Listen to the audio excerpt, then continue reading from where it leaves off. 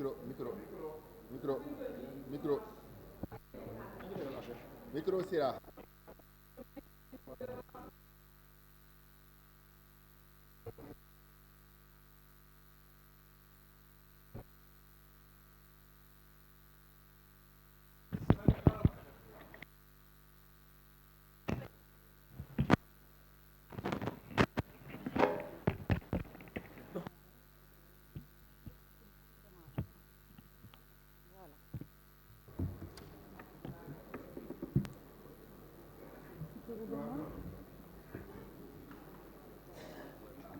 Merci, Président.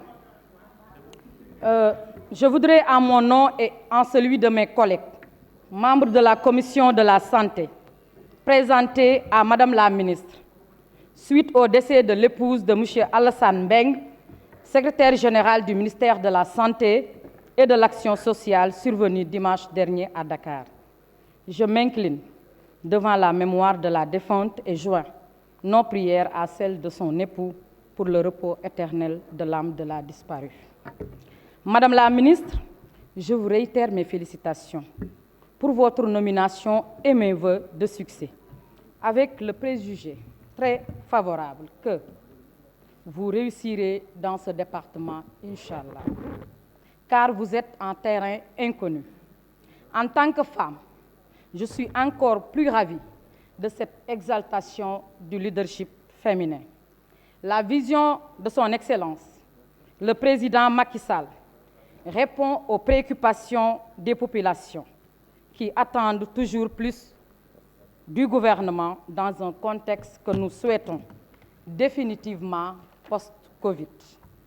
Le succès de notre pays dans la gestion de la crise sanitaire a été salué par tous nos partenaires au développement. Au plan social, le président de la République a introduit plusieurs lignes de protection, parmi lesquelles la couverture maladie universelle, les bourses de sécurité familiale, qui ont fortement contribué à soulager des familles. Monsieur le Président Macky Sall a élargi l'offre de couverture sanitaire avec la construction de nouveaux hôpitaux dans différentes régions du pays. Touba, Kaffrine, Kédougou, Sédhiou et très bientôt suivront ceux de Mbour, Tivaouane et Saint-Louis. La carte d'égalité des chances est une autre initiative salutaire à son actif, sans compter le renouvellement d'équipements pour des structures de santé. Cela dit, Madame la Ministre, je voudrais évoquer quelques préoccupations. Madame la Ministre, Mbour est une ville carrefour, avec une forte croissance démographique. À l'hôpital Thierno Mansour Baro, tout est urgence. Le personnel est en sous-effectif, maternité et pédiatrie sur-sollicitées, qualité d'accueil à améliorer. Les populations de Mbour peuvent-elles espérer pour sous peu un relèvement du plateau médical? Madame la Ministre, pour une meilleure appréciation de la situation, je vous invite d'ailleurs à faire une visite de terrain, en attendant bien sûr la réalisation d'un nouvel hôpital de niveau 3 promis par le chef de l'État. Madame la Ministre, beaucoup d'efforts ont été faits par le gouvernement dans la dotation des hôpitaux et centres de santé en ambulance. Madame la Ministre, quelle est la situation actuelle de notre parc national concernant ces équipements indispensables? Monsieur le ministre des Finances, la part de la protection sociale est faible, alors que les besoins des personnes vulnérables et handicapées sont énormes.